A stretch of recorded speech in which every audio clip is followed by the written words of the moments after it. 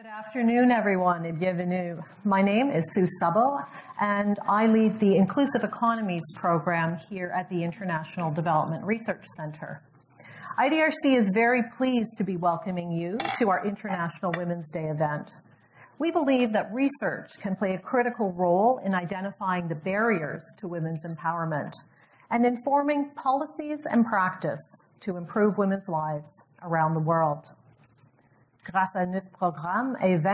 Thanks to our program, we have, with funders throughout the world, have launched some programs to do research on economies throughout the world.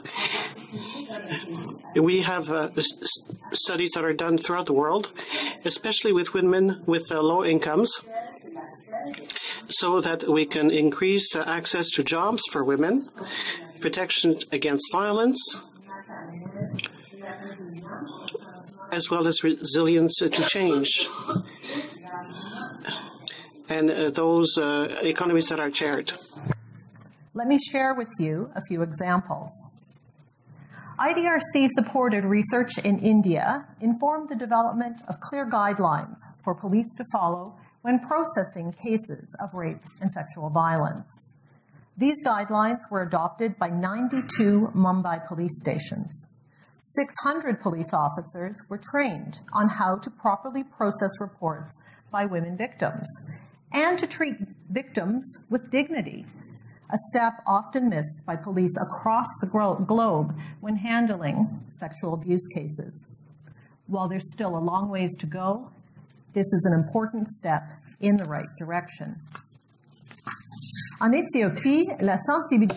Ethiopia, awareness to good nutrition has highlighted various ways of using chickpeas, for example, and help women to better feed their children. 2 years ago, more than 170 small Ethiopian farms have formed community groups in order to share knowledge, in order to increase the cultivation of chickpeas. IDRC supports the leadership of women through innovation and technology so that they be included in the development parameters. For example, IDRC support in Egypt, where we have combined research programs on how to use crowdsourcing in order to collect data on sexual harassment and also help out women so that they will denounce these cases. Knowledge and research can be harnessed to improve lives. For IDRC, International Women's Day is yet another opportunity to share the knowledge generated by research teams from Canada and around the world and have a conversation with all of you here today on strategies to achieve a common goal: inclusive growth and equal opportunities for the most vulnerable populations. Our panelists today are going to take us around the globe to share experiences from their research in Mexico, Colombia, India, Kenya, and right here in Canada. So let's get started with our first panel. The link between childcare and women's empowerment, evidence from India, Kenya, and Canada. We know that around the world, women are increasingly participating in economic activities. Governments and the private sector encourage women to join the workforce, but often fail to even acknowledge a fundamental dilemma that many mothers face, namely how to balance childcare responsibilities with their role as breadwinners. Our first panel will tackle this dilemma, putting the care economy at the heart of the discussion on how to empower women.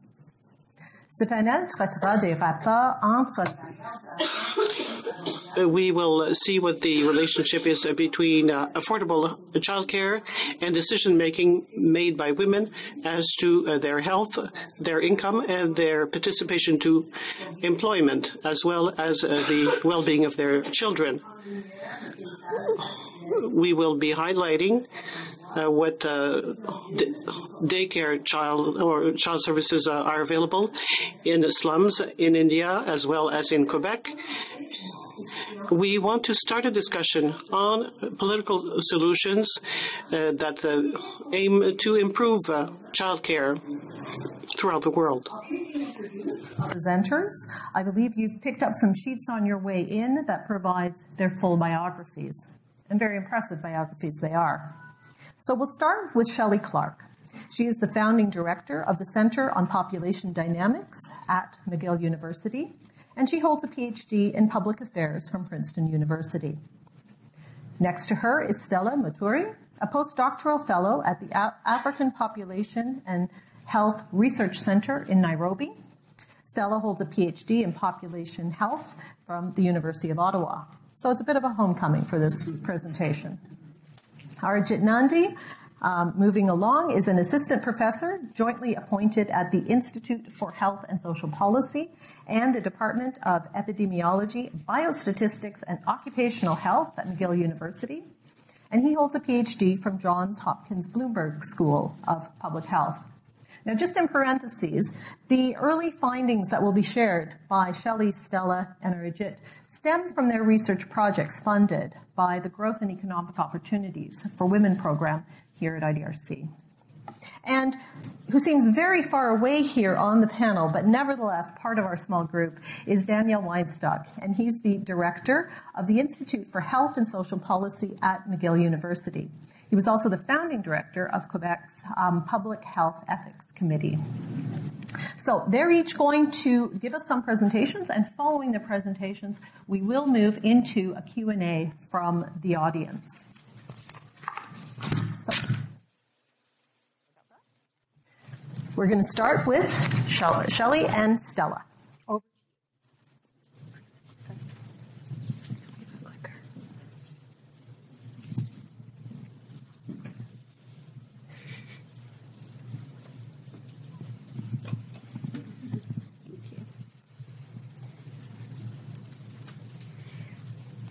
So we'll be presenting on our project titled Creating Better Economic Opportunities for Women in Nairobi Slums Through Improved Childcare Options.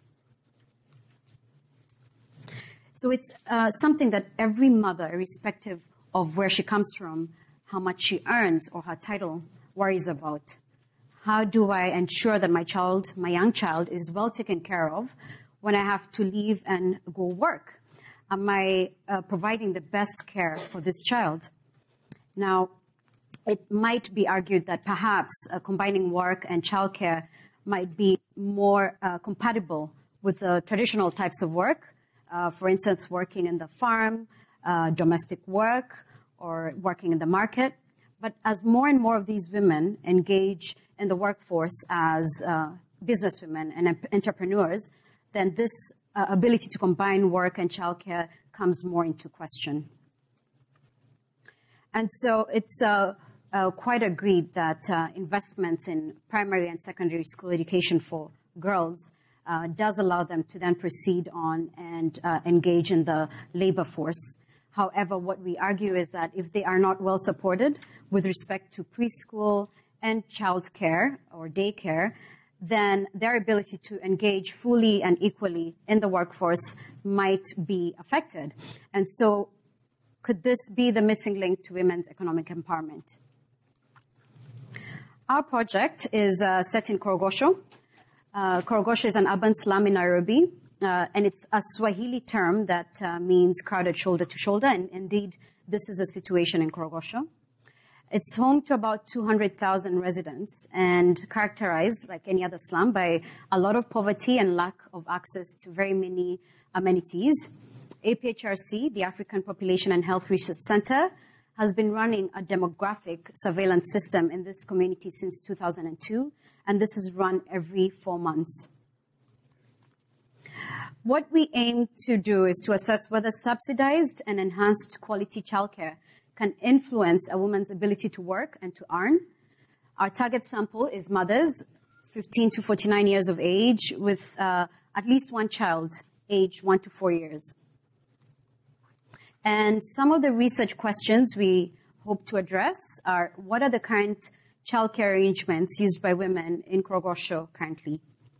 How does affordability and quality of daycare services affect enrollment? And do improved childcare options increase women's labor force participation, the numbers of hours they're working, their household income, and others?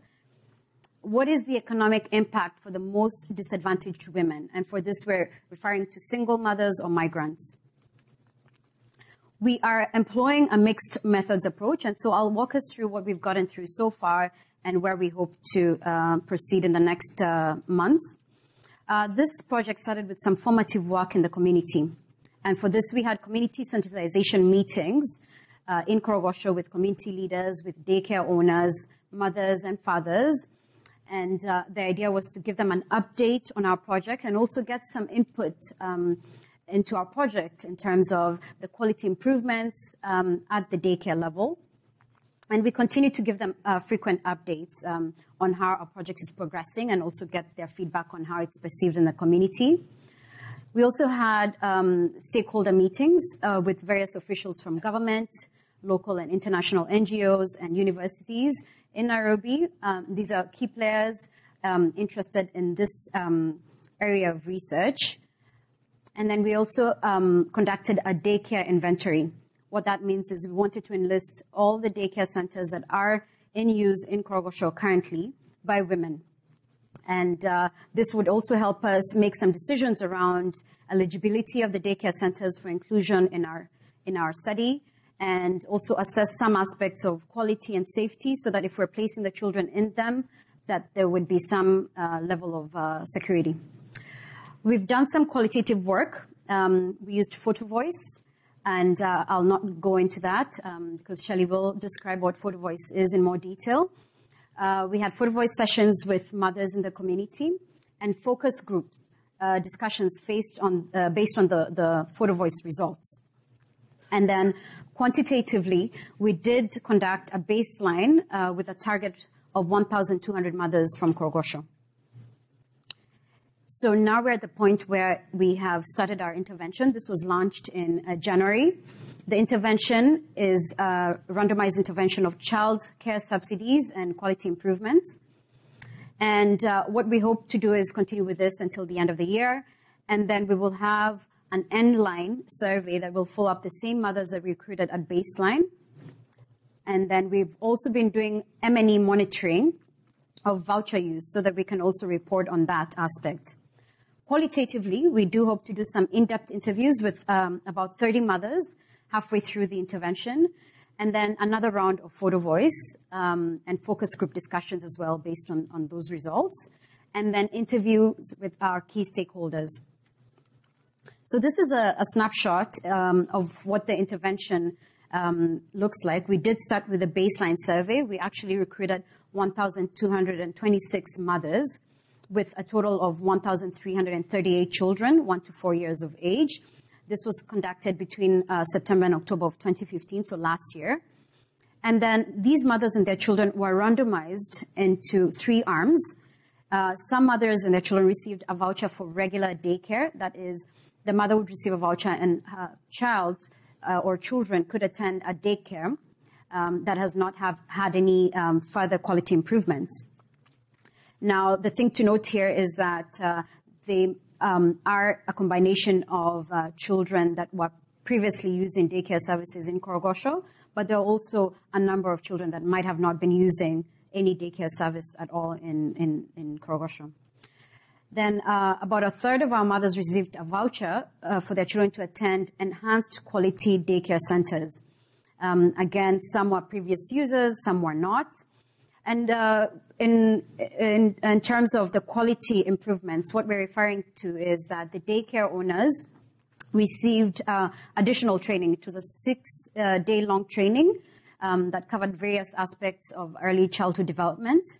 And we've also had some material support provided to these daycare centers, based again on the earlier discussions we had with the community members around what are the areas of need. Then some mothers are our comparison arm or comparison group. We do hope to do an end-line survey around the same time that we did the initial survey, which is around September, October. So that will be this year. And this is for two main reasons. One is we did want to catch the second survey at around the same time that we did the initial survey, just because there tend to be fluctuations in income and expenditure throughout the year.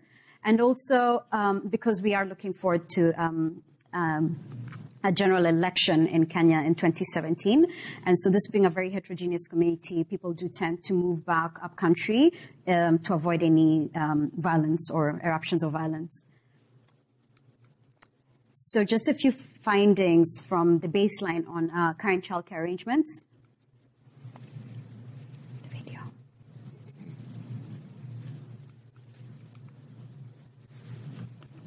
There's a video we'd like to show.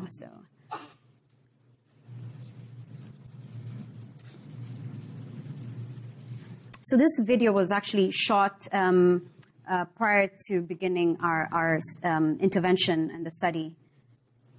It's in Swahili.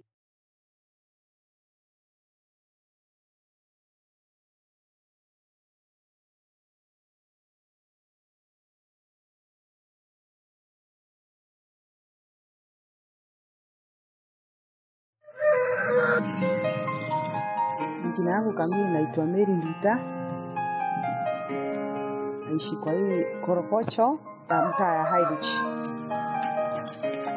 Niko na watoto 5, 3 ndio wadogo. Huwezi wacha watoto nyumbani, sababu ukiwacha nyumbani hakuna mtu wa kuangalia vizuri. Tena huwezi aminia jirani mtoto wako. Before? C4? Saa ingine unasikianga kama rape inaingianga kwa watoto. Mambo mengine mabaya yanatendekeanga watoto.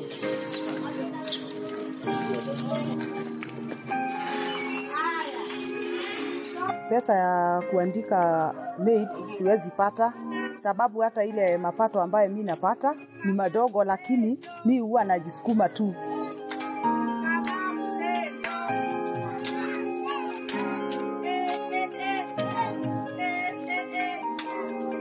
Jina yangu ni Angeline Ayuma. Kazi ile nafanya ni kazi ya daycare, kukaa na watoto. Wale watoto niko nayo saa hii from 1 year to 3, niko na watoto 17. Katika daycare kuna challenges mingi.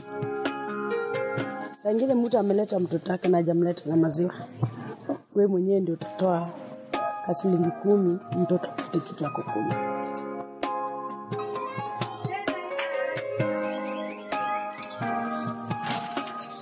Mimi nafanya kazi ya naendaga huko dumping site. Huko ndio ninafanya kazi. Ambaye tunaokota vitu huko, tunarudi tunauza ili tupate mapato. Na leo singeweza kumpeleka sababu ya kuhofia usalama wenu. That's why I'm here. Ili walete watoto, ili ampe nafasi ya kwenda kutafuta. Research has shown that majority of women between the ages of 19 and 59 have a child less than 5 years. And these mothers have a lot of challenges combining work and childcare. But quite a number of them take them to daycare centers. Some of them are not of very high quality. And what we're hoping to gain through this project is by whether if we can improve the quality, women will feel more comfortable taking their children to daycare and then being able to release themselves for work. We hope that some of our research will also help us think about what really does quality childcare mean in the slums and what are some of the ways in which we can achieve that. Tuinue hawa mama kutoka chini. Kuinue sababu hawa watoto ndio viongozi wa kesho. Na tukiwawacha wavuke hapa ng'ambo, waende kuanza kuokota na kukula vitu za takataka. Lawama itakuwa juu yetu.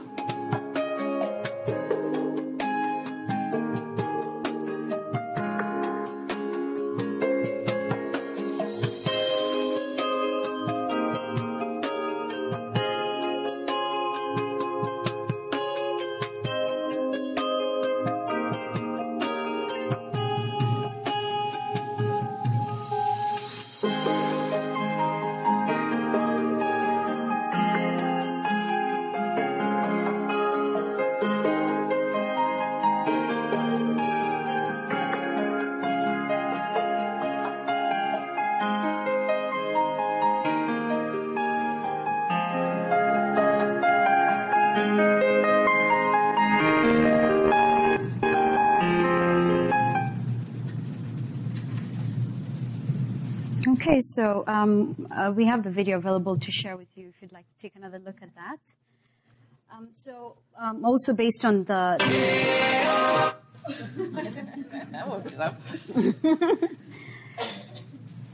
So also based on the daycare inventory data, we did produce a fact sheet. And we do have copies of the fact sheet that we can also share with you.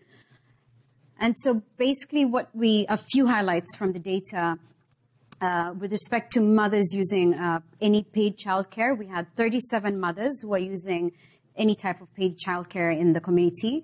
And of those, 30% of mothers were using an eligible daycare within the community. And these are the ones that we were able to include in our intervention. Most centers, over 90% of them, were open more than 5 days a week. And about 69% of them were providing food or a meal during the day. And 30% of them are providing toys and educational materials for these children to use. We also were interested in who the primary caregiver for the child is throughout the day. And we determined that throughout the day, morning, daytime, and evening, the mother was the primary caregiver for the children. Second in place was the daycare, use of daycare. And this was particularly for morning and daytime, with some support from the grandmother, the father, and other family members or other people. Okay, so I'll now hand over to Shelley. Thank you, Stella. So I wanted to provide a little bit more information about what we've been learning through the different pieces. I'm going to start with what we found from our photo voice. And what this was is we handed women in the community cameras. We selected 48 of these women and gave them some extra training. And we said to them, we want you to go out and we want you to photograph how childcare affects your work and what are some of the challenges and some of the solutions. So find images that reflect some of these challenges and solutions, and then come back to us and we'll have you talk to us about these pictures and tell us, what your interpretation of these photos are. And several interesting themes emerged through doing this photo voice. One that was very common is that many women took pictures of children being left alone or being unattended when their mothers were going off to work. And so you can see in the top photo here these children being left to basically care for themselves. And the caption says, "The mother went to look for a casual job. If she was able, she would have someone take care of them. They would not be eating and playing with mud, which can cause diseases."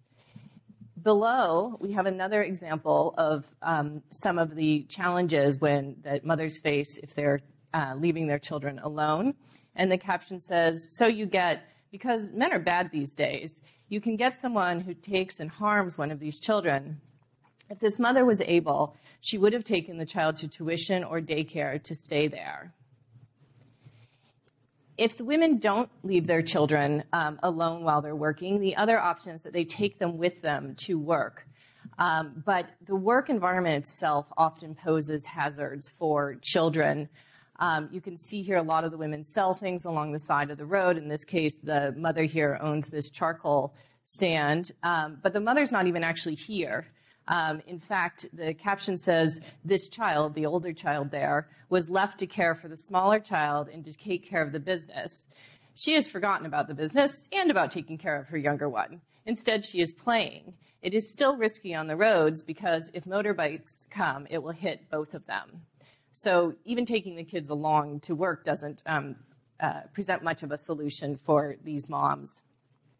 And then one really interesting perspective that was brought forward through this work is it's not just the difficulty of managing, if you currently work, how do you simultaneously care for your child, but also that it's very difficult to find work if you don't have adequate childcare. So if you work, you might be making money, you might be able to afford some daycare. But if you don't work, you need to find work and take care of your child. But that can be challenging. And in this caption, it says, this mother has a child and she is going to look for a casual job. So if you go to someone looking for casual work while you're carrying one child and holding another by the hand, no one will give you work. So even being able to find work can be a challenge for these moms. Moving on to our survey from our baseline study that we did, I do want to give you just a brief description of our population. As Stella mentioned, it is a very heterogeneous population. We have wide representation across ethnic groups in Kenya. And so we have a lot of different groups with a lot of different practices about childcare, et cetera. Not surprisingly, the average education among these mothers is fairly low. Most of them only have some primary school. And then we did want to look at these subgroups of women who we believe might be particularly disadvantaged in this group. And these include recent migrant women to the community, women who have moved there in the last 5 years. About 17% of our mothers have been there for 5 years or less, as well as single mothers. And about a quarter of our population are mothers with young kids who are not married. And we suspect both of these groups are going to be more dependent on daycare or find it even more challenging to manage caring for their children and also finding work. In terms of the types of work that these women do, you see there's a fair number of these women are engaged in cleaning or laundry. A sizable proportion is also engaged in selling things like food and other goods. 11% are actually part of a government-run program, the National Youth Service. And unfortunately, that program has since then discontinued. So, a lot of them are going to find the employment environment even more challenging now. So the first thing we wanted to look at are what are some of the differences between moms who send their kids to daycares and moms that don't send their kids to daycares, and particularly with respect to women's employment and autonomy, as well as children's health and cognitive development. What we find is that among women who send their kids to daycare, 3/4 of them are currently working. However, among women who don't send their kids to daycare, only 50% or so, about half, are working.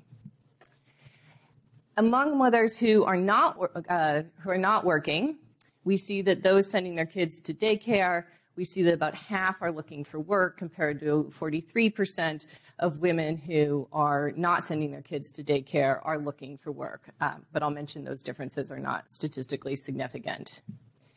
And then lastly, we also find that not only do moms who send their kids to work, or send their kids to daycare are more likely to work, but they also tend to work on average longer hours. If mom is sending the kids to daycare, she works on average about 3 hours longer than if she's not sending her kid to daycare. So already at baseline, we're finding some differences in the types of characteristics of moms who use daycare services and those that don't. With respect to women's autonomy, we also find that moms who send their kids to daycare tend to have greater autonomy levels than those who do not send their kids to daycare. And then turning to children's health, we find that there aren't really a lot of differences in overall health. Just if you ask the mom to self-report overall, how healthy is your child, there's not a lot of difference between what they say if they send their kids to daycare or they don't send their kids to daycare. Although we do find that mothers report that their children were less likely to have experienced an episode of diarrhea or fever in the last 2 weeks if they sent their kid to daycare than if they didn't send their kid to daycare. And then this last bit here about the cognitive development, I think is actually potentially our most interesting finding thus far. What we're seeing here is that 22%, so almost a quarter, of kids who are not going to daycare in this community are experiencing signs of cognitive delay. And that compares with only 9% of kids who are actually attending daycare. So part of the issue is that when these kids are being left alone, there's physical security issues, but there are also issues about having mental stimulation. And then the last thing I just want to mention is we did look at daycare use by our different types of disadvantaged mothers. Consistent with our hypothesis, we do find that single mothers are more dependent than married mothers on using daycare services. But somewhat unexpectedly, we actually find that migrant mothers, recent migrants, are less likely to be using daycare. And one of the things we need to be figuring out is if they're not relying on daycare, and we hypothesize that these migrants have fewer relatives around, a weaker social circle potentially, then who is it that is looking for after these children? So we'll be doing some more work on that, and in fact, we're going to be doing a lot more work on all of this. So, at the moment, we are seeing baseline interesting findings, and what we're really going to be interested in looking at is whether some of these relationships, whether there's a causal link between attending daycare and some of these outcomes with respect to mothers' employment and children's well-being. So. In closing, I do just want to thank all of our partners. We are a fairly large group, and we represent 3 different centers just at McGill, the Center on Population Dynamics, the Institute for the Study of International Development, and the Participatory Cultures Lab, as well as our excellent collaborators and colleagues in Africa at the African Population and Health Research Center. And to thank, of course, our funders, without whom we couldn't be doing this project, which provides money from the UK government, the Hewlett Foundation, and, of course, IDRC. We very much appreciate their support. Thank you.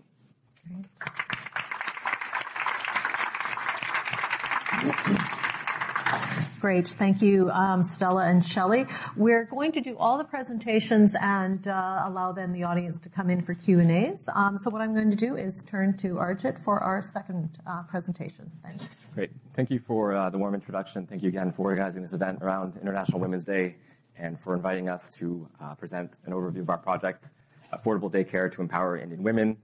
This is a photo of some of our team members comprising partners at McGill University, including Sam Harper, who's dead center in the audience over there, our partners in India from the Institute for Financial Management and Research in Chennai, and also for the NGO that we're working with to expand their daycare program and evaluate some of the impacts on empowerment and other indicators, which is Szabo, which is located in Rajasthan. So this is the beautiful setting for our project, which is in rural Rajasthan, India.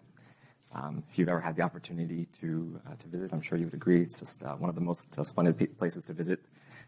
However, beneath that surface, there are some serious social issues that we're trying to address. And one of those is gender inequality.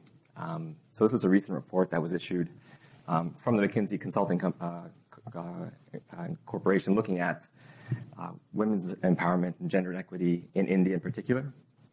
And what it found is that gender inequality in India is actually much higher than you would expect based on its level of economic development. So it actually, if you kind of compare countries across GDP, is on par with countries like Chad and Yemen in terms of gender inequality as measured by 15 different indicators. And in addition to that, there's a lot of inequality even across provinces or states within the country. And Rajasthan, which is in the upper left corner of the country, of the map, ranks in the bottom 1/4 among Indian states. There are a lot of different reasons for this, but one of the key factors for this puzzle appears to be women's lack of participation in the economy, in the workforce. India ranks among 189 countries, 17th from the bottom in terms of women's labor force participation. And in fact, between 2005 and 2012, there's been a large drop-off in terms of women's labor force participation by some 10 percentage points. So it's dropped from about 37% to about 27% over the course of that 7 years or so. And a large part of that is actually due to women dropping out of the labor force in rural areas in particular. So there's obviously large economic impacts of that. And in this report, McKinsey points to that observation and suggests that among all countries in the world, increasing women's labor force participation in India in particular has the greatest potential for increasing their GDP among all countries. So Shelley and Stella nicely pointed to the importance of daycare for potentially increasing women's labor force participation and also empowering women. And the intuition for our project and the motivation for our project is much the same. We believe that daycare has the potential to empower women by affecting women, their health and social outcomes over the life course. So if you think about early on in the life course, daycare has the potential for improving nutritional outcomes for children and also educational outcomes. And if you look at descriptive evidence from India, there's a lot of descriptive evidence which suggests that caring for younger siblings is one of the reasons why girls are actually dropping out of school, primary and secondary school, which results in gender inequalities in education, but also gender inequalities in economic opportunity over the life course, and also might result in factors like early marriage and early childbirth, which are key inputs into disempowerment. The lack of reliable and affordable daycare could also create issues of time poverty. So the fact that Indian women are responsible for both the dual burdens of domestic work, but also for helping to provide for the family, which could have adverse health consequences like poor mental health and physical health outcomes. And the lack of reliable and affordable childcare services could also hinder women from entering the labor force, as we've mentioned, which also limits their economic potential and their empowerment. So this is the conceptual model that kind of guides our research project, and it's been corroborated by a lot of the qualitative research that we were doing in 2014 before we started this project.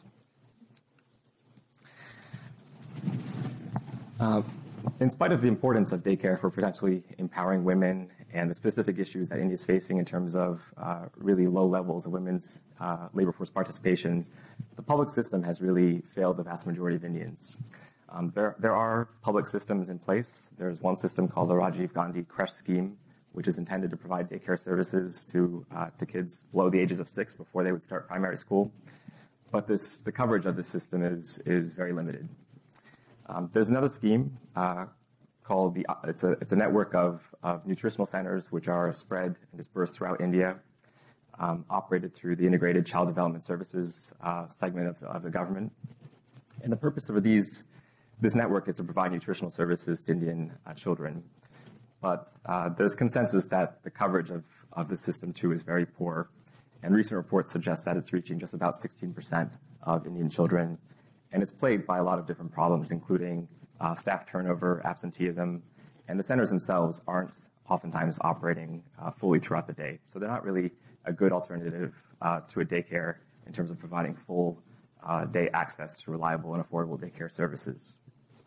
So in lieu of that, there have been a lot of NGOs which have tried to fill the gap and provide daycare services, affordable daycare services, and we're working with one of those NGOs in Rajasthan. And the name of that NGO is Szabo Mandir. They're an NGO that's been working in Rajasthan for more than 45 years, and they currently work in about 700 villages in southern Rajasthan around the Udaipur district, so surrounding Udaipur city in Rajasthan. And they serve a community of more than 360,000 people. They have a number of different development programs which focus on issues around women's empowerment, health, education, and also childcare. And they have an excellent reputation in the region. That's our experience from visiting the area and also speaking with people who are living in the community. So one of their programs focusing on women's empowerment and also childcare is called the Balwadi system. And this is a system of daycares which they operate in different village hamlets. And before we started the program of research in 2015, they operated about 187 different daycares throughout the region. So let me tell you a little bit about the Balwadi program. It's a daycare system which provides parents with a secure place to leave their children between the ages of 1 and 6, which is focused on education, cognitive development, and also health. It's supervised by a local woman who's trained by the organization Szabo Mandir called Sanchalika. And the Balwadis provide a standardized educational curriculum, including object and color identification, numeracy, language, and also art. And it also provides children with nutritious meals every single day, basic medicines, and also promotes uptake of vaccines in collaboration with nurses, government nurses. This is what a typical Balwadi looks like. So these are open in existing structures within the communities. And on the right, you can see the Sanchalika, who's the local woman who operates and manages the Balwadi, and some of the children as well. So the purpose of our study is to evaluate whether the Balwadi system is having an impact on women's empowerment, our primary outcome, using a cluster randomized study with 3 waves of interviews. In addition to looking at women's empowerment indicators, we're also looking at different socioeconomic outcomes, mental health, as well as nutrition and health among children. In addition to that, we're going to be measuring the cost effectiveness of the Balwadi program. So we've developed a study questionnaire which has been piloted before we even began this project, which asks about a lot of different outcomes that I just mentioned. We collect information on basic sociodemographics and household structure. One of the key, of course, mediators between daycare and empowerment, we believe, is employment experience and employment economic opportunities, which we're measuring. We look at economic factors, including income, wealth, and savings. We're measuring general health and subjective well-being, how women utilize their time, so their time use, child health, including their measured height and weight. And of course, our main outcome is women's empowerment. And in that domain, we're looking at gender relations, household decision-making, freedom of movement within the community, and perceptions and experiences of intimate partner violence. This is an overview of the project timeline in addition to where we are right now. As I mentioned, we conducted a pilot survey in early 2014 to test out the survey instruments which I just mentioned. We followed that with a household census and a baseline survey, which was conducted among 3,177 women living in 160 different hamlets in Rajasthan. In the middle of 2015, we conducted our intervention, which was the implementation of daycares in 80 of those 160 hamlets in a randomized fashion. So we had 160 village hamlets where Szabo Mandir was previously working, but where they did not currently have daycare centers operating.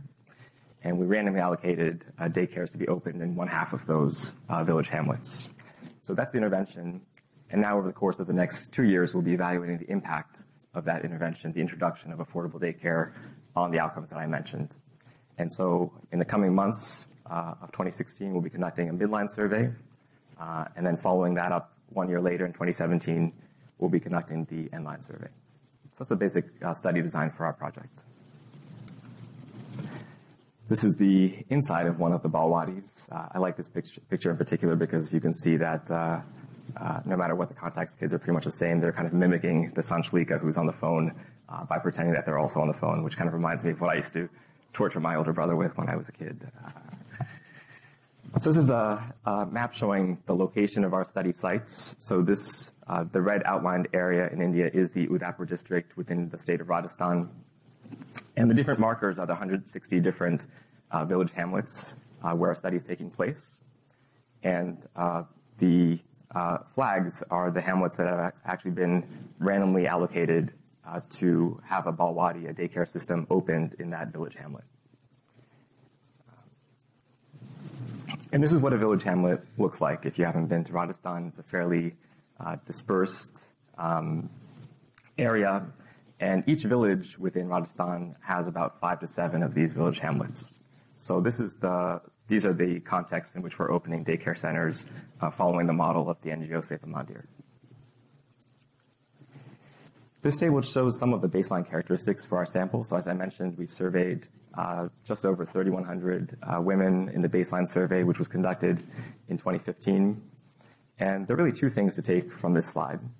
One is that it shows that the randomization worked, which is a big reassurance after investing, of course, a lot of resources in this evaluation.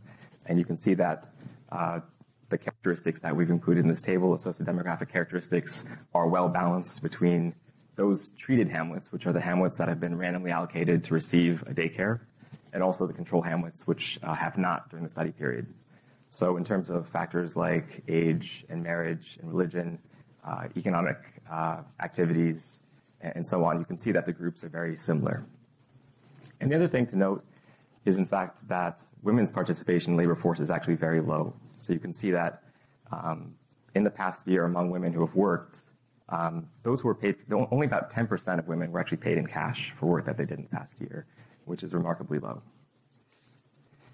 I have a couple of slides showing some results from our baseline survey. So this slide is taken from the module on women's time use, how they utilize their time in the past 24 hours.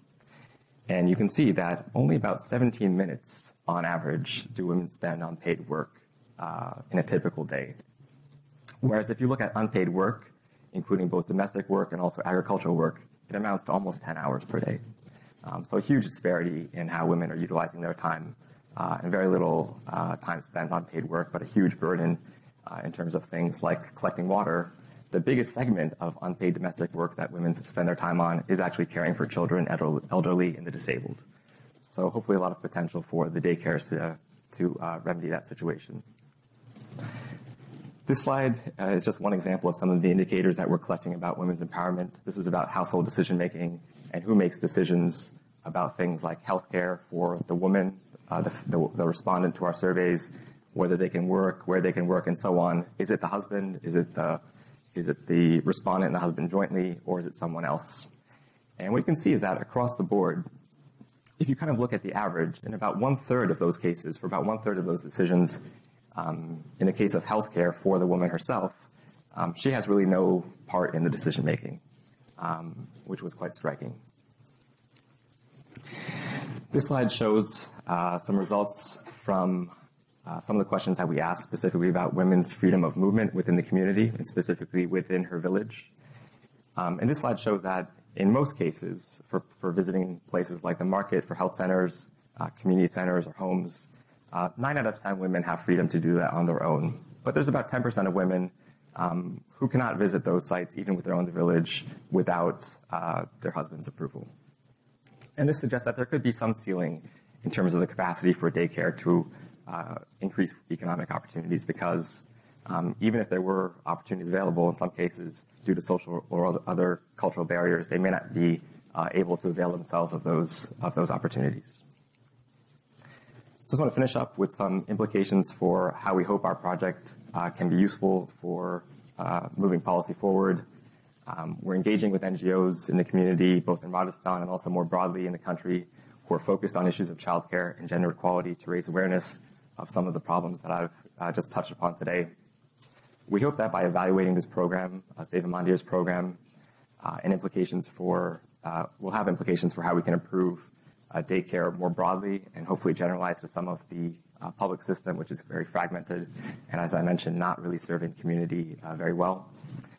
And we'd also like or hope that our results will inform policy discussions about how daycare could be a useful mechanism for empowering women.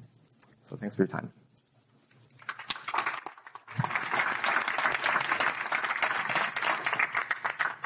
Thank you very much. And without further ado, we're going to pass on down this way to Daniel.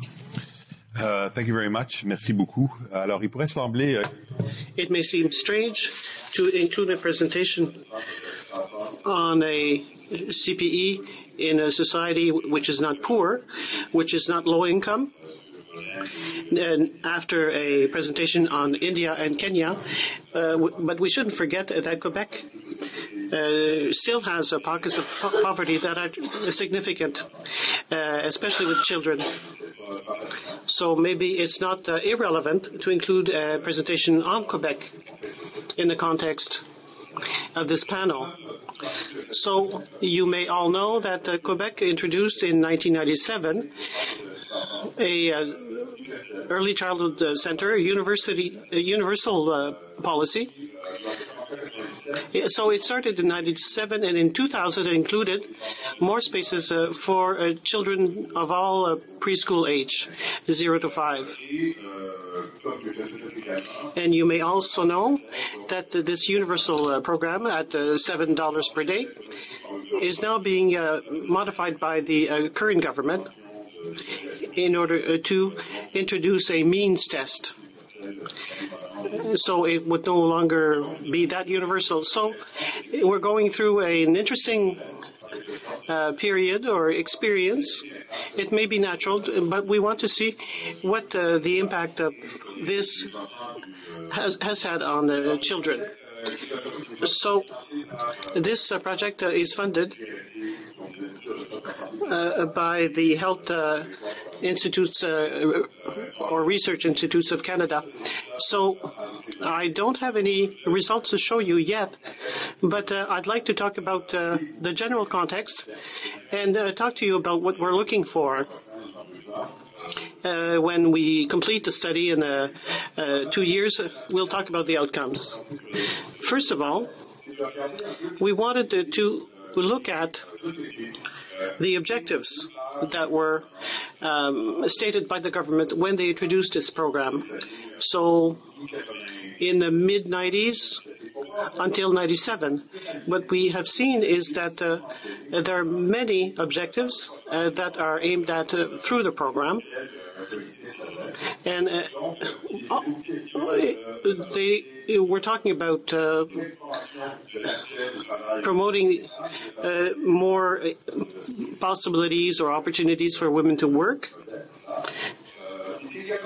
And politicians also talked about ways of reducing gaps between or discrepancies between children's outcomes. And there's also a subtext.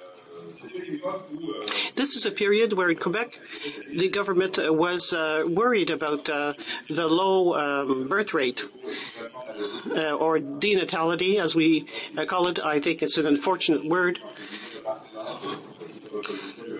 Because it was said at the time that Quebec was mostly made up of white people who were not multiplying very much. So what we have seen is that the objectives are multiple. We want to evaluate the program, but it's difficult because the outcomes can be more or less the ones that we want to evaluate. So many studies were done on the program, what we call CPEs, early childhood centers. And what was of interest to us particularly was to see what the impact of these programs on equity. Did it have a negligible impact on equity, or did it increase inequalities, which would be of concern? But at the time, did the government was the government able to reduce those inequities? So that is the purpose of our program. And also, I'd like to talk more about the background before I show you my slides. I'll show you a few slides later. We have to understand that explicitly the program had two main objectives. First of all, ensure that the children be able to be somewhere when women were at work. So this is what we see throughout the world when CPEs are introduced. But there's also an educational layer. We rejected the word daycare center.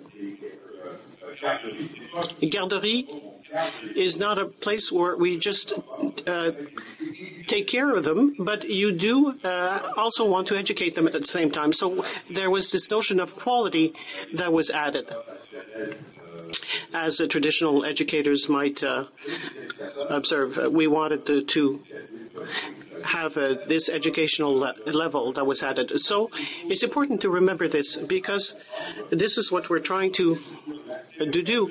It's not just access to daycare and the benefits. We wanted to see how the quality of these CPEs would have an impact on the children, and how well it was distributed through socioeconomic levels. And in Quebec, we've seen that there are still concerns. So our research was trying to understand the following. That is, how to correct the negative effects of certain daycare centers, how well it was distributed in Quebec. Were we reinforcing socioeconomic inequalities? And we wanted to understand how we can explain why there are inequalities. What explains these differences, so that in the end we will see what kind of policies on CPEs would be improved in order to assist this program. So we were trying to reduce inequities between the women of various socioeconomic levels. So in Quebec, we've had this natural experiment. This is what we call it in my language. We wanted to see what happened to children in the study between 97 and 98. Those who attended CPEs versus children that were born at the same time, but were taken care for in family homes or in other settings.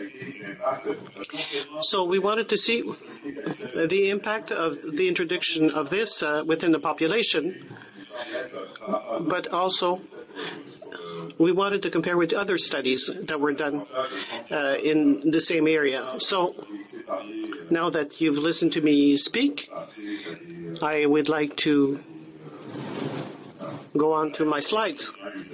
Je vais changer de langue. These up on my. So I'm just going to show you a little bit of, give you a little bit of information that gives you some context, a little bit of the context in which we situate ourselves, some of the things that we already know about the distribution of CPE places in Quebec. So here you see a chart that basically shows the expansion of the total number of daycare places in Quebec. And the lower ones show you according to different categories. So obviously an expansion both in family-based CPEs that were very important in order to try to fill the gap. Those of you who know anything about the Quebec policy know that one of the big problems was the failure throughout the program to meet demand. And so family-based CPEs sort of filled in the slack to some degree, but there was obviously an expansion of center-based CPE spots as well, with the total expansion that you can see on the top. This is an interesting figure that allows you to see the difference between Quebec and the rest of Canada. So the two interesting lines, that really show what impact this has had at a population level in distinguishing Quebec from the rest of Canada over the course of this decade or so that the policy was in place, shows you the number of children on the blue line who went from non-CPE care to CPE care, and the diminishing of the proportion of children being cared for at home, whereas in the rest of Canada on the left, you see that the lines are more or less flat, give or take, with actually some interesting blips. One of the things that if we were doing a completely different project, we might be interested in finding out is how come, there's actually a little bit of a rise in home-based care for preschool children towards the end of the period that we're looking at. So you can see that this policy had an explosive, dramatic effect on the way in which children overall were cared for in Quebec. So these are the things that are sort of the worrying signs, the things that sort of introduce suspicion that perhaps, some of the program's detractors who basically said from the very inception, this is a program that is essentially going to benefit the middle class and the upper middle class, sort of starting out, there may be some indications that, the indications in that direction may not be completely far-fetched. So what you see here is essentially access to, proportion of children being cared for at home versus proportion of children being cared for in various kinds of institutional settings, including center-based and and family-based CPEs. And what you see is that there is essentially a linear sort of relationship between SES status, socioeconomic status, and access to non-home-based arrangements. Basically, to put it more simply, the poorer you are, the more likely it is that your kids are still being cared for at home, and the less likely it is that the impact of the introduction of the program on women in particular is going to be felt. So there's studies that look at overall increases in access of women to the workforce as a result of the CPE program that showed that there was an increase, although not an increase that is as great as would be suggested by the slide that I showed before, where you had that huge sort of explosion in the number of kids being cared for in CPEs. Looking at this slide in the context of that slide suggests is that the labor impact was, not evenly distributed either, because there are more poor women who are still taking care of their kids at home. So this is true. However, you sort of try to define your SES categories, whether you do it by levels of maternal education, whether you do it by the sort of revenue categories, très insuffisant, insuffisant, suffisant. Sufficient, insufficient. Columns is essentially more or less a linear one. The more education women have, the more likely they are to access CPEs. The poorer people are, the less likely they are to access the CPEs. Now, these are figures that give you a sense of how satisfied people are with children at about 3.5 years old, so more or less midway or a little bit more than midway through their progress through the CPE program with the situation that they're in. So for people who are not in CPE care, so not in the Centre de la Petite Enfance, you find that more or less, half of them are not in CPE care by choice, but fewer people who are lower down the SES scale will say that. So there are more people lower down the SES scale, more poor people who will say that they are taking care of their kids at home, but not by choice, right? So say 60 some odd % rather than the 50% that we have overall. People who are whose kids are in CPE care, according to the study that this is based on, would not move from the CPE. In the CPE, they would rather stay there than do anything else.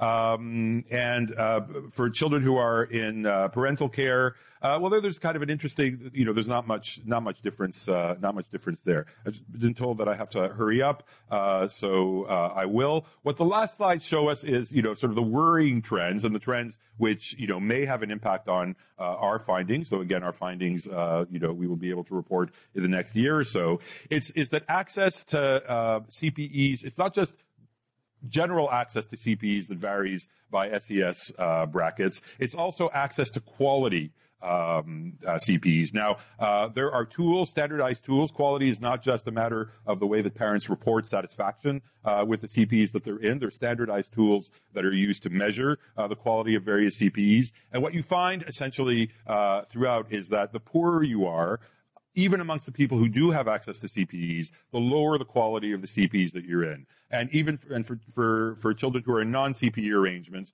there are arrangements that are also considered, according to these standardized tools, as being of lesser quality, according to all of the indicators. As you can see from the figure on the right, it's a more or less linear function there as well.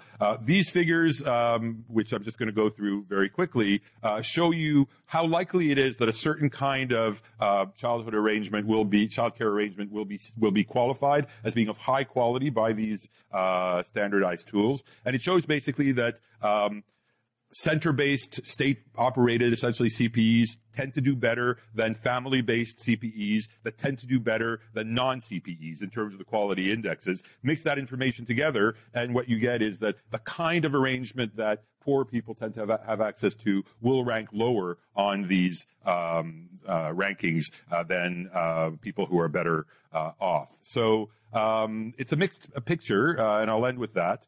It's a mixed picture, but we still think that there's some interesting information that we still haven't gotten and that we hope to be able to get on the way in which outcomes are distributed. And the outcomes that we've chosen in order to determine how women and how children have fared by going through the CPE system are a mix of indicators that have to do both with physical and mental well-being, but also with what one might call social well-being. Is a child behaving, acting out in ways that are deemed problematic or not? So those are the indicators that we're going to try to sort of measure the outcomes of comparing children who have gone through the CPE system and children who have been cared for in different ways. And we will be able to report back to you, hopefully within a year or so.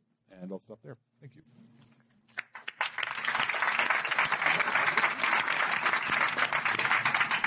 Thank you very much to our four panelists who have given us some glimpses into that research, the different types of research that they all have underway. And, for leading us into a world where it's not just about daycare, yes, no, childcare, yes, no, but there's many important nuances and dimensions to those sorts of discussions, both in terms of the quality of the experience for children and the impact on those children, but also the issues around equity and what kind of women, what kind of families are benefiting from these various arrangements.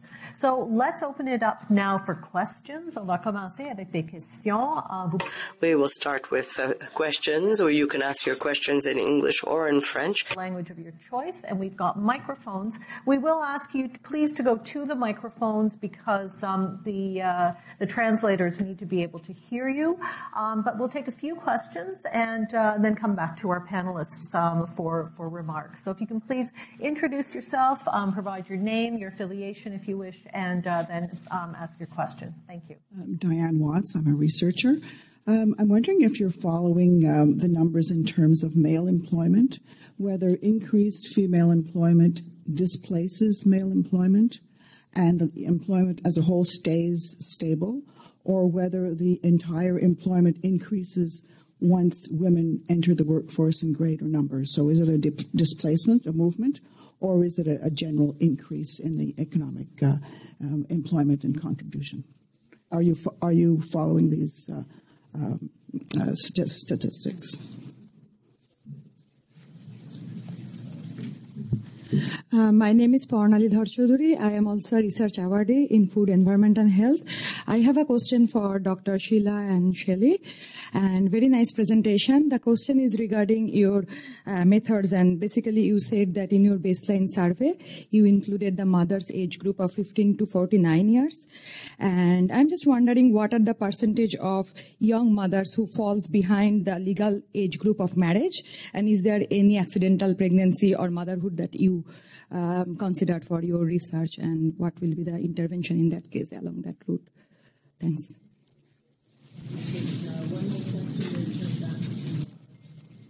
Hi, my name is... Here we go. My name is Emmanuel. I'm a master's student at U Ottawa. My question is for all of you. I was wondering if you had looked at fathers' involvement related to childcare. Yeah, that's it.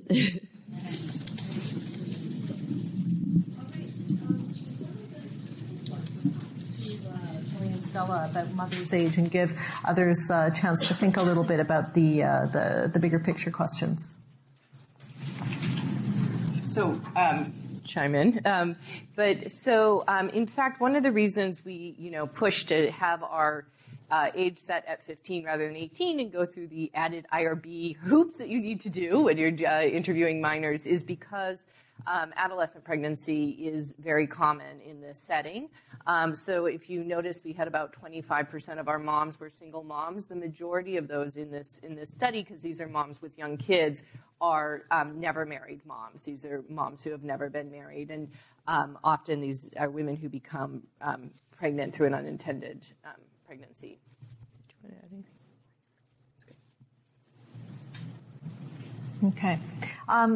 So then we've had a couple of other questions, which I think are interesting questions because they lead us beyond women per se into some of the gender dimensions, bringing in whether women's employment displaces men, but also men involvement in childcare. Do any of our panelists want to jump in? And Daniel, I see you're quite ready to jump in with something. I'm ready to hand it over to Ari to answer the question. I have to. I'm sandwiched between my funder and my employer, so I think I have to. I have to listen. Both excellent questions that were for the group. In terms of the household dynamics, gender dynamics, I wish we could, if we had the capacity to survey men as well in our quantitative surveys, but we don't. So we made the choice of surveying women and as well as measuring outcomes for children. The place where we're hoping to get some more information on gender dynamics, including implications of the intervention for employment for men, is through qualitative surveys. So we're conducting qualitative surveys both before the intervention but also after the intervention in places that are receiving daycare but also not.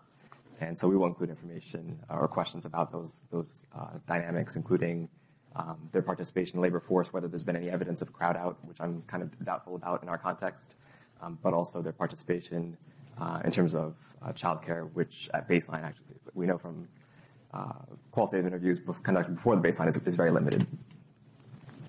Great. So just disappointingly for both of the first and the third questioner, our study doesn't really have anything to report. I'm trying to think about it just intuitively for the first question, whether just thinking about the evolution of unemployment rates in Quebec over the course of the period of time that the $5 and then $7 a day daycare program was in place. But you'd have to.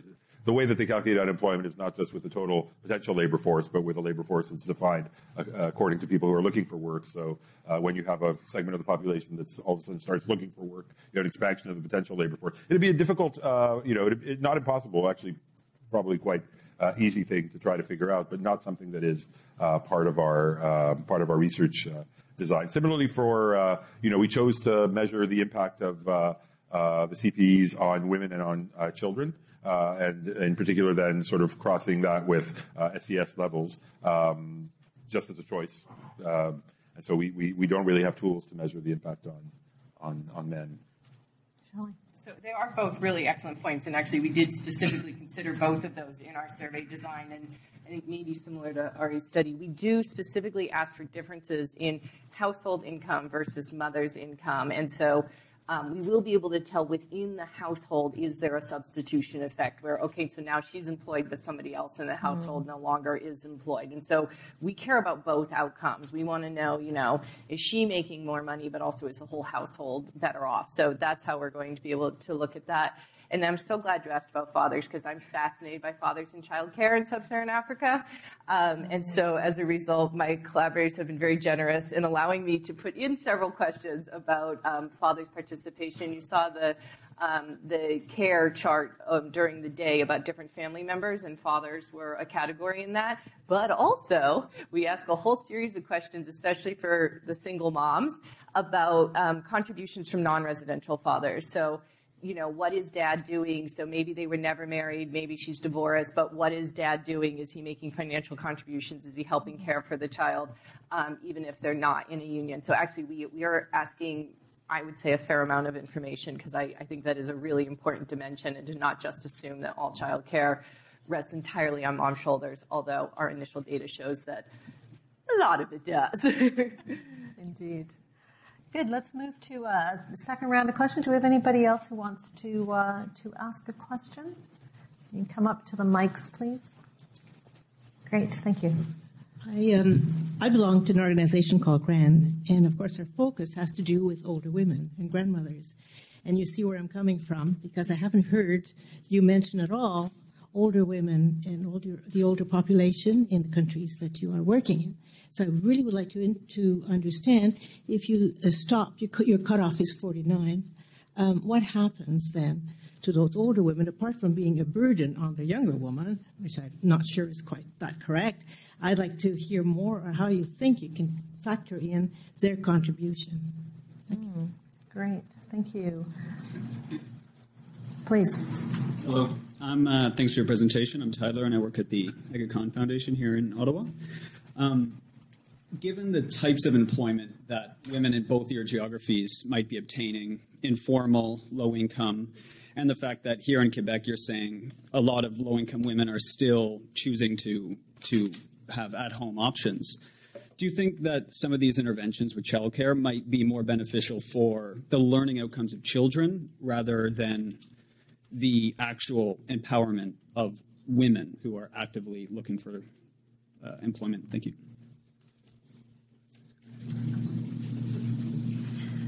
Good afternoon. My name is Jane Bergeron. I work here at IDRC in Agriculture and Food Security.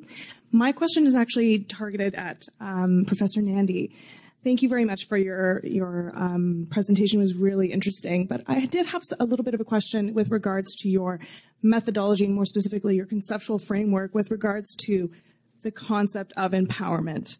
And in particular, whether or not it's a directional or a process, because I'm seeing that it's more of an outcome, and that's how you're sort of framing that in terms of the SDGs. So I just wanted to talk to that a little bit more, just to understand, what are these levels of empowerment? Where are you deriving those kinds of levels of empowerment, and how you're planning on testing those? Thank you. Good. Well, Arijit, you got the specific questions, so that means you get to go first, and then we'll let everybody think about the broader questions. Sure.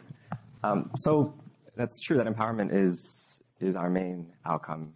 There isn't a great consensus in the literature, and of course we did a lot of research on this while developing our surveys about how to measure empowerment. There's fairly good consensus about what sort of domains might be important. So we've tried to include indicators in our surveys about those specific domains. Like I mentioned, things about general autonomy, freedom of movement in the community, different perceptions, gender dynamics, decision-making, experiences of violence. So we ask about a lot of these different domains, and actually we're fortunate right now to have actually a PhD student who's working specifically on a measurement model. So can we actually measure this using a data reduction technique so that we can get an overall score for looking at empowerment? And we're also looking at the reliability. So one of our plans for the midline survey is to actually look at the reliability of those indicators over time by, for example, looking at a subset of our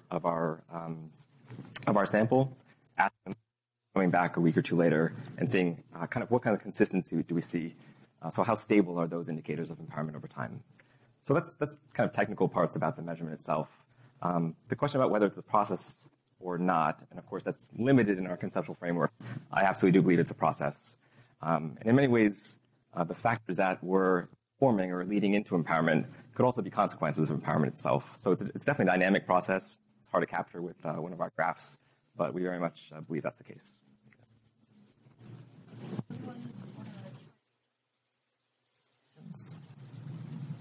Who would like to go first? So I guess I'll respond to your question about whether this interventions might impact the child more than they do the mother in terms of releasing her to actually engage in the workforce. It's something that we, amongst ourselves as researchers, have been discussing quite a bit because being that the intervention is also for a short period of time, and we're not also offering other types of training for the mothers to sort of work. That option that it could be that the children do benefit more from the intervention than the mothers do, and perhaps they could end up maybe being able to work a few more hours than they do now. But does that really allow them to then go out and get something more stable than what they typically are doing right now? So it's something we'll be able to answer once we get through the intervention.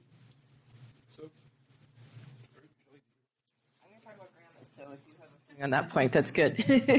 Well, I'm going to talk about a point that encompasses, it sort of brings together, or allows me to say something that sort of touches on the two more general questions. As you do a study, you're already thinking about the questions that you're not asking in the study that might be a good follow up. So, one of the figures that struck me from the data that already exists, which I put up there, is the fact that there are more poorer women who don't have access to daycare who want it than there are women from middle and upper classes. But it's not a huge difference, right?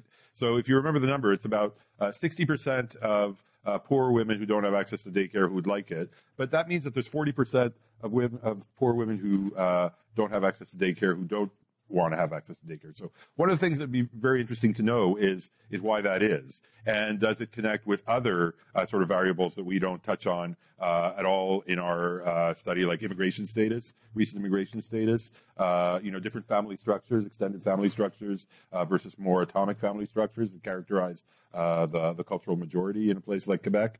So this is all extremely speculative, but it'd be extremely interesting to know why a higher number of women than I would have expected who don't have access to childcare are saying that they wouldn't prefer to have that access. Are kids being kept? So how does it connect with grannies? Are they being cared for by granny? Or so those are well beyond the bounds of our study design, but questions that I think we should be looking into as follow-ups. Sure. So I'd love to talk about grandmothers and their role. Again, we do ask all family members who else is helping take care of the kids. And certainly, it's moms, tons, daycare next, and then grandmas, and then dads. Like, we could pull that slide back up again if you wanted to look at it. So the thing is, in sub-Saharan Africa, grandmas are known to be these incredibly important providers of support and care for their grandchildren. But it is my view that actually that is becoming less and less true, and that in some ways it's this myth that, we don't really need daycares because there's always going to be a grandma around who can take care of this kid, and there's not a childcare conflict for women because grandma's always around, and we somewhat even, I think, take grandmothers for granted in sub-Saharan Africa, and that in these kinds of settings, these urban environments where they're far from their extended kin in many places, they don't have grandma around, or else grandma herself needs to be working just to maintain a livelihood, or grandma maybe has health problems that limit her ability to really watch these children, that in fact we can't put that burden just on grandmothers and assume that they're going to be able to sort of fully take on basically the responsibilities of rearing these children. And so we are asking for what the contributions are from grandmas, but I think it's important to consider that they're probably a lot less than I think the stereotypical images, especially in urban environments like this. To try to summarize the very rich discussion we've had before bringing the first panel to a close, but just 3 quick points. One, keep watch on your inboxes. International Women's Day 2018 will bring you back, and you can tell us more about the results of some of your research. Secondly, if you do want to take with you a bit more information about these and other projects, please look on the tables outside. We have some of those materials. And don't go away. We're going to be taking about a 10-minute break and then coming back for our Overcoming Violence Against Women panel. But please join me now in thanking Shelley, Stella, Ari, and Daniel for a great panel.